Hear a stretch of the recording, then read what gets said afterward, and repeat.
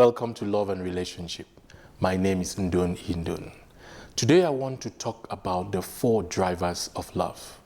Now, I believe that every time a person professes love to one another, to another person, or people profess love to each other, there is a motive behind that. There is something that drives that.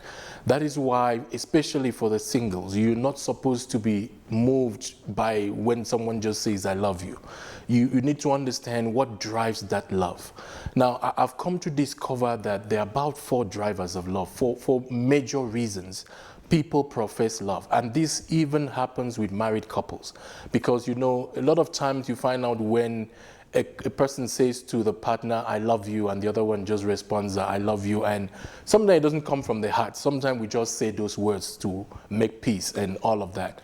So now, the number 1 driver I see of love is attraction. Now, a lot of times when people feel attracted, to someone, or they feel the attraction between themselves, it's easy to say, oh, I love you. It's easy to see the attraction as love. Whether you are single or you're married, just imagine, especially for a married person, you see your spouse dresses up, your wife comes out beautiful. Wow, she looks beautiful. Oh, baby, I love you. Yeah, you can profess that out of, how she looks at the moment. And the same thing with single people, that somebody sees you for the first time and the person is attracted. And that attraction drives the person to say, I love you. So a driver of love, which comes through attraction, is not majorly a strong driver. So it's not something that you can build upon, especially if you're single. You must be able to understand what drives this person. I mean, I've seen some men who can do anything for a woman. I mean, they will go over the mountain, they will go over the hill, they will do everything in the rain, in the sun.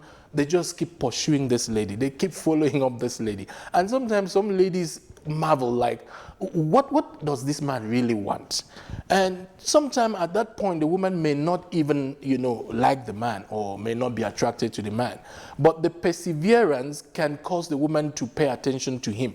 So now, I would like you to always understand what drives a person to say, I love you, and what drives you to say, I love you to a person. So number 1 driver is attraction, which is not a strong driver.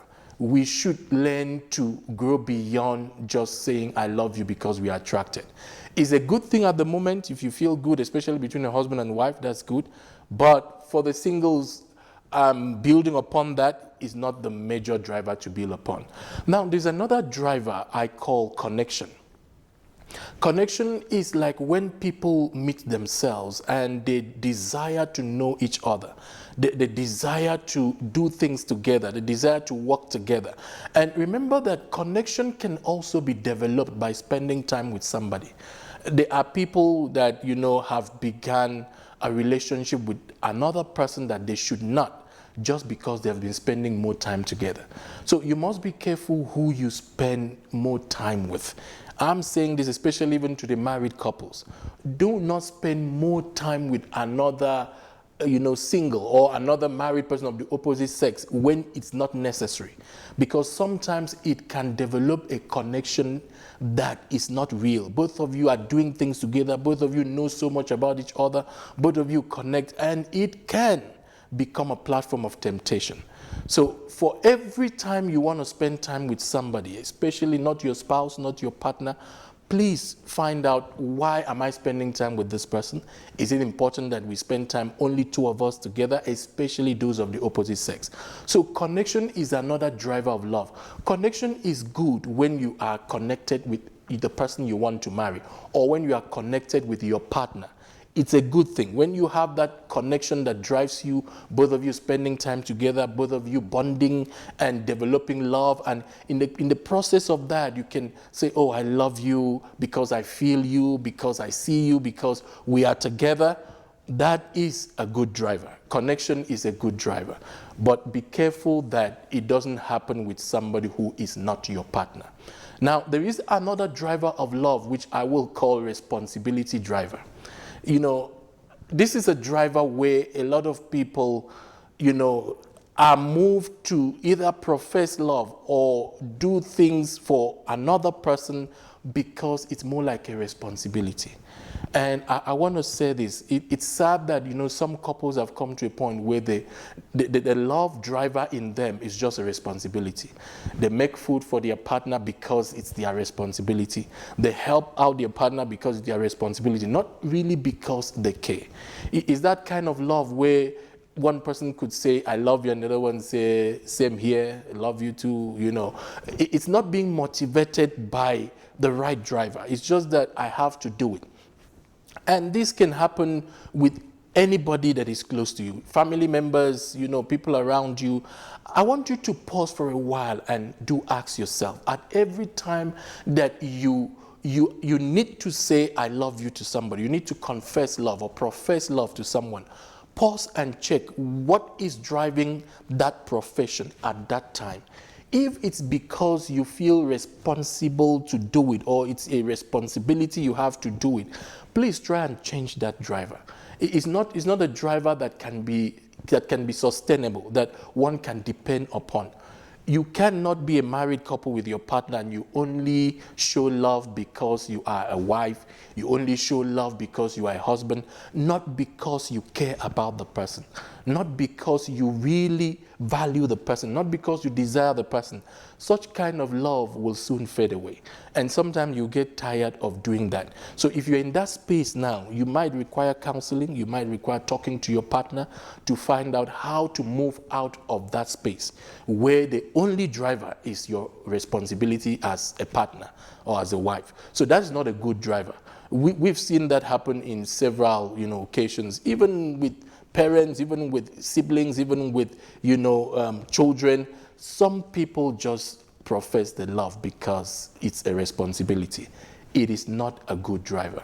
We must find a way to connect with one another and, to able to know each other and to be able to profess love because we care. Profess love because we desire one another, because we care about each other. Now, the fourth driver of love is what I will call, I've spoken about connection, I've spoken about attraction, I've spoken about responsibility, and the fourth driver of love is satisfaction. Satisfaction is, for me, the best driver of love. It's a point where a person have, spent time with somebody or have gotten to know a person, and then you are satisfied, and, it comes from the bottom of your heart. It's like when God the Father was saying to Jesus, speaking about Jesus, he said, "This is my beloved Son, in whom I am well pleased." It's that kind of love. I don't know how many couples can look into their partner's eyes and say, "I love you. I love you. I really love you." I mean, it doesn't come from anywhere. It's something that has to be something that has built up, something that you have benefited, something that you have seen the value of your partner, and you are satisfied and you can say, I love you. And please, if you are not at that space where you can profess love out of satisfaction, you need to find out what the problem is. I would like everyone listening to this video to be at a space where whomever, whether it's your children, your parents, whether it's your siblings, or you're talking about especially your partner, you should profess that love from a place of satisfaction, from a place of, connection, from a place where you really care about each other. Now, I want to say this. Sometimes we are robbed of satisfaction because we do not receive the things that we need from our partner. And these sometimes happen because we do not ask or we do not speak about those things. Friends, I would like to advise, please, before you get offended or you get, you get unhappy, you dislike your partner or whatever might happen, please try to communicate what you desire from your partner. Honey, I would like it if you could do things this way with me. I would like it if you could respond to me this way. I would like it if you don't shout with me. I would like it if we can be spending time together. I would like it if we can do 1, 2, 3. Let your partner know your expectation. Let your partner understand what you desire. And trust God that the person will be able to do it. Pray for your partner to be able to save you the way you desire. Let it come from that person willingly, happily. And I believe that if your partner get to know what you truly desire, your partner will learn to do them. And I believe that a time will come when your profession of love will come from a place of satisfaction. Friends, I would love that every one of us are satisfied in our relationships. So practice the principles we've shared.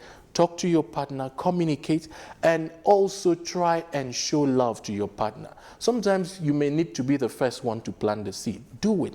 Whatever it takes to get that satisfaction in your relationship, do it, and both of you will be satisfied.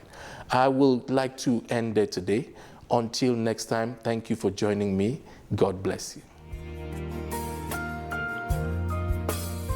You may visit our website for details of our events and register at www.livingasoneevents.com. You can also get our books on relationships. We also do counseling for couples and singles who want to make the right decisions regarding their relationships. For more info, please contact us on 078 255 4517 or email us at livingasoneevents@gmail.com. God bless you.